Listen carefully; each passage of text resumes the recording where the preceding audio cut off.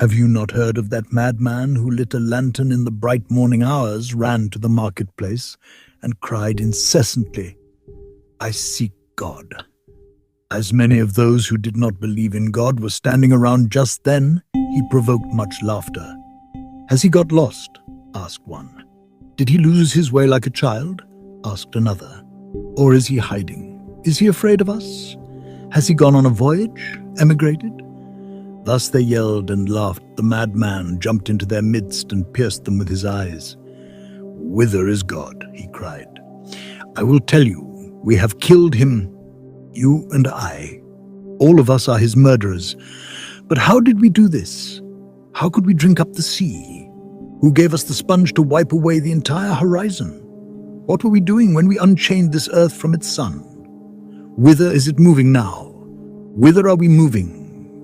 Away from all suns? Are we not plunging continually?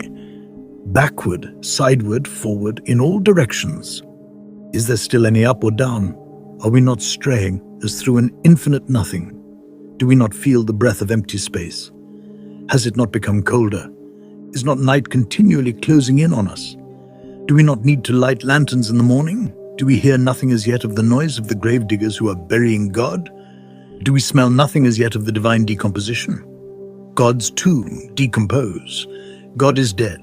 God remains dead. And we have killed him. How shall we comfort ourselves, the murderers of all murderers of all murderers? What was holiest and mightiest of all that the world has yet owned has bled to death under our knives. Who will wipe this blood off us? What water is there for us to clean ourselves? What festivals of atonement, what sacred games shall we have to invent? Is not the greatness of this deed too great for us? Must we ourselves not become gods simply to appear worthy of it? There has never been a greater deed, and whoever is born after us, for the sake of this deed he will belong to a higher history than all history hitherto."